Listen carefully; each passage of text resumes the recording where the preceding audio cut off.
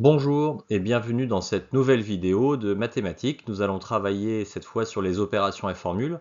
Pour la plupart d'entre vous, ce sont des choses évidentes et vous allez passer cette vidéo en accéléré en pensant qu'elle est parfaitement inutile.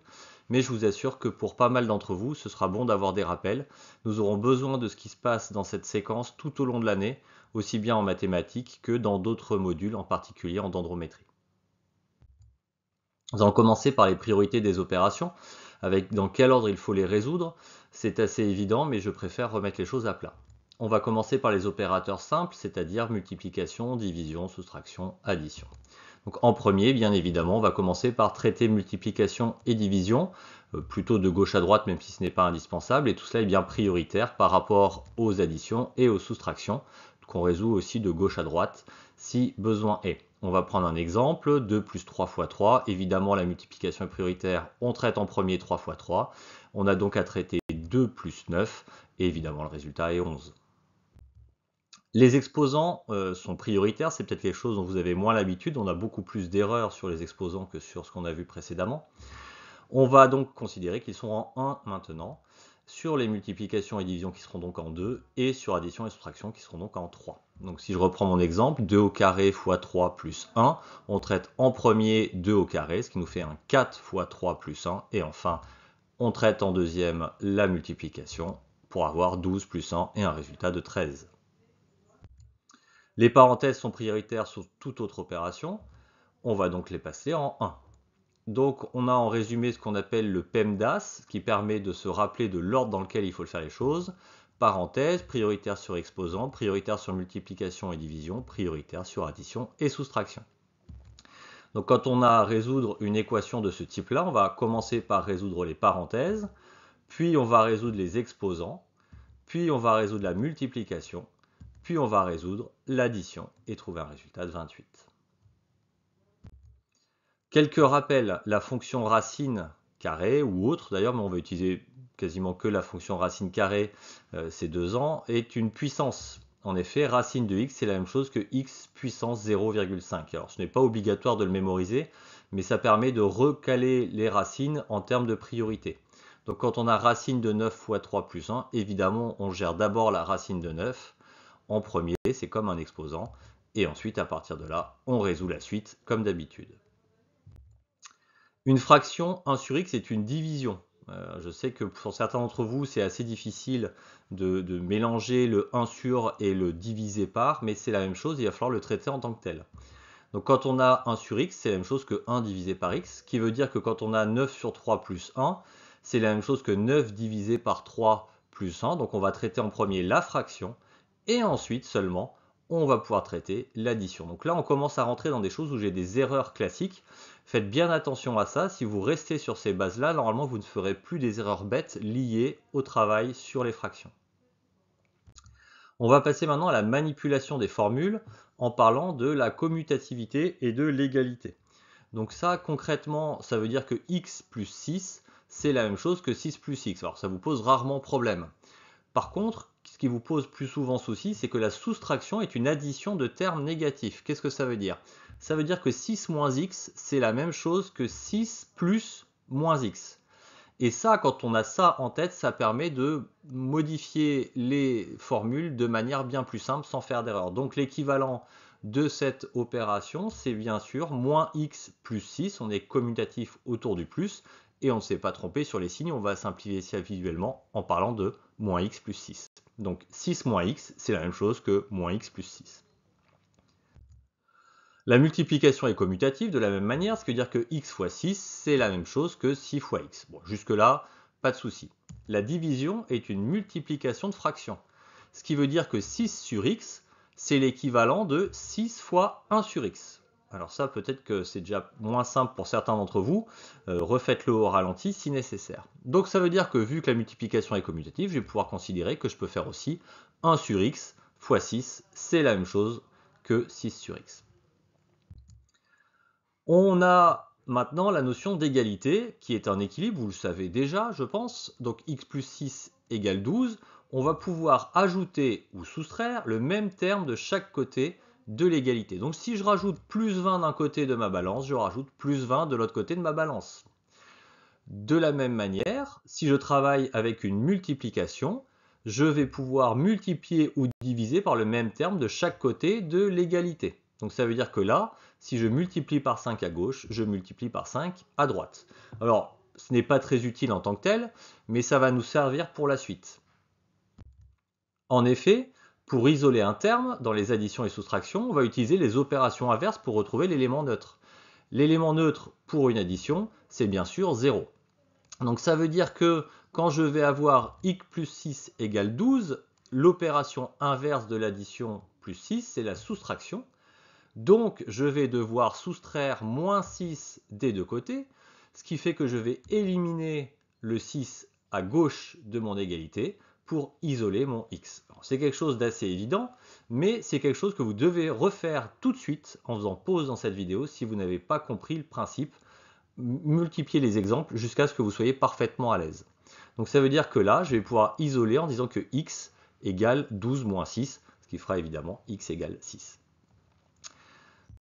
On va pouvoir également travailler plus rapidement.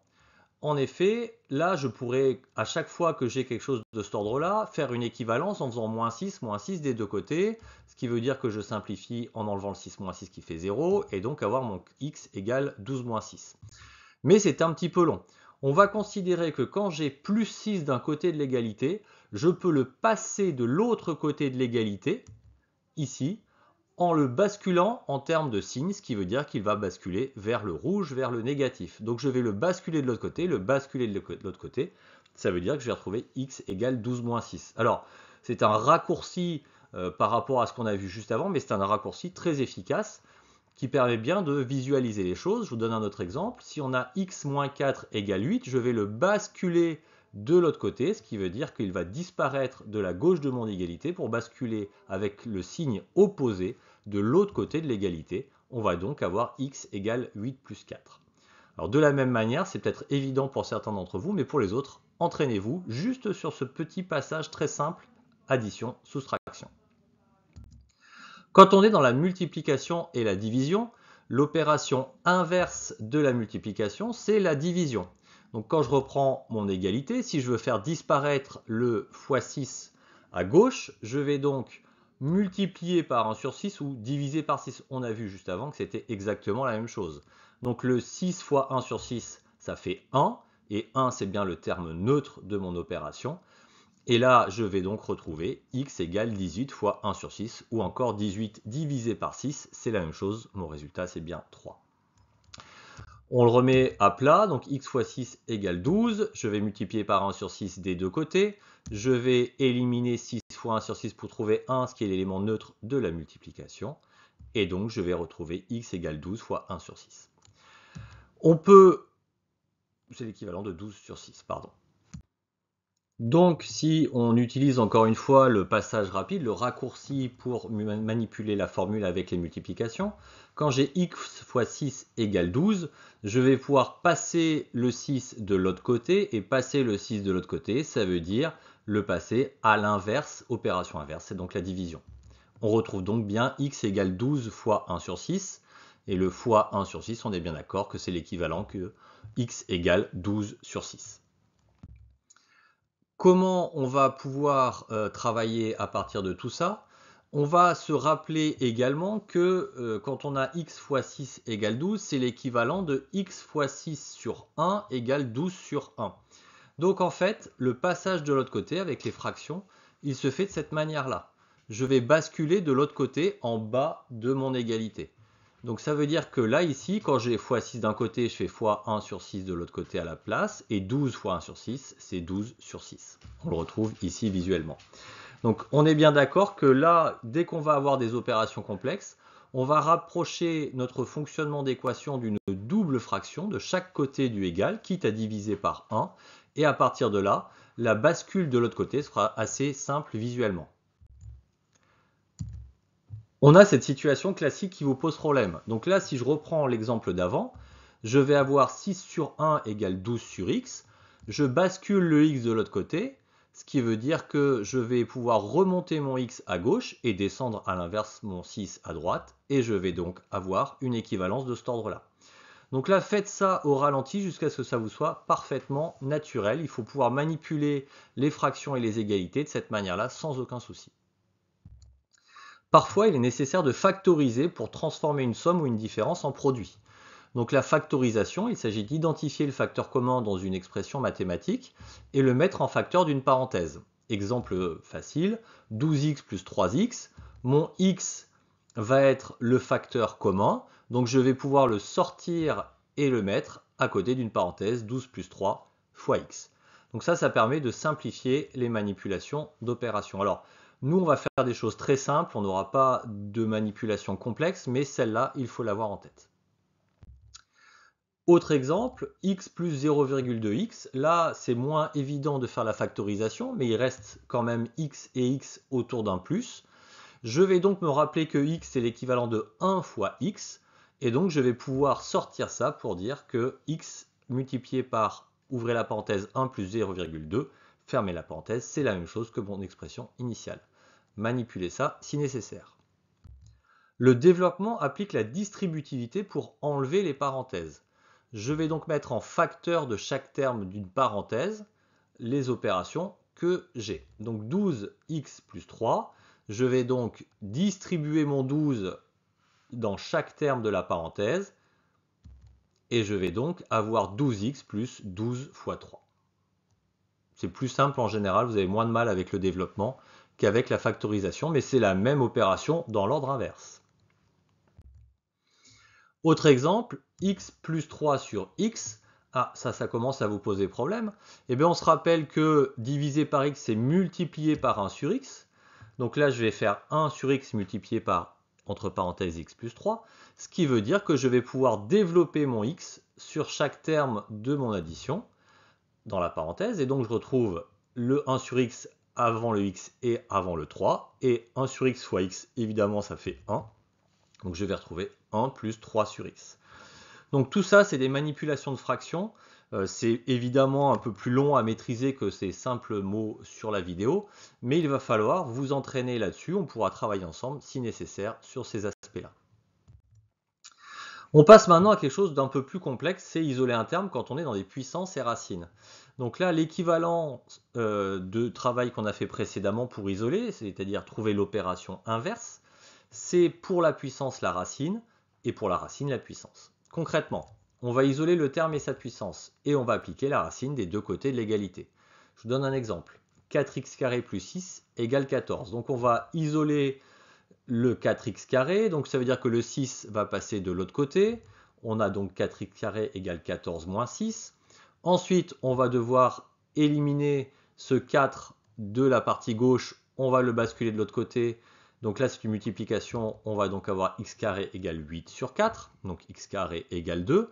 Et maintenant, je vais appliquer la racine des deux côtés de l'égalité. Racine de x carré égale racine de 2. Et racine de x carré, ça fait x. Donc x égale racine de 2. Refaites cet exercice au ralenti si nécessaire. Autre exemple, cette fois dans l'autre sens. 2 racine de x plus 4 égale 14. Je bascule le 4 de l'autre côté, ce qui veut dire que je vais retrouver 2 racine de x égale 14 moins 4, ce qui fait 10. Ensuite, je vais enlever le 2 de la partie gauche, donc je vais devoir, comme c'est une multiplication, diviser par 2, le passer de l'autre côté. On a donc racine de x égale 10 divisé par 2, donc racine de x égale 5, et à partir de là, racine de x au carré, l'ensemble au carré bien sûr, est égal à 5 au carré, racine au carré, ça s'élimine, il reste x égale 5 au carré, x égale 25. Refaites cette opération si nécessaire jusqu'à ce que vous ayez tout compris. Quelques rappels sur les puissances et le lien avec les fractions. On peut rassembler ou séparer les exposants dans une fraction. Par exemple, racine de x sur 16, la racine qui prend l'ensemble de la fraction, c'est la même chose que racine de x sur racine de 16. Et donc racine de 16 faisant 4, on a la même chose que racine de x sur 4. A l'inverse, quand on a un carré d'une fraction, entre parenthèses, on va pouvoir développer ce carré à la fois sur la partie haute et la partie basse de la fraction. Donc on aura l'équivalent de x carré sur 3 au carré, donc x carré sur 9. Comment ça se passe quand on veut isoler un terme dans une formule complexe? Il ne faut pas sauter d'étape et quelques règles générales. Ramener le terme recherché à gauche. Je mets un petit astérix pour plus tard. développer les parenthèses si nécessaire, annuler addition et soustraction, annuler multiplication et division, annuler les puissances. Pourquoi la première astérix? Puisque ramener le terme recherché à gauche de l'égalité, c'est optionnel, ça n'est en rien nécessaire. Si ça vous est nécessaire, faites-le, mais ce n'est pas une obligation. Voilà, nous avons fini cette vidéo assez rythmée sur la manipulation des formules. C'est quelque chose que vous allez devoir soit ne jamais revoir puisque vous maîtrisez déjà parfaitement ça, tant mieux pour vous. Mais pour toute une partie de la classe, il va falloir revoir cette vidéo 3-4 fois, refaire les éléments 3-4 fois, jusqu'à ce que ça soit maîtrisé et que vous puissiez manipuler des exercices sans risque d'erreur, puisque le plus important c'est ça, ne pas faire d'erreur.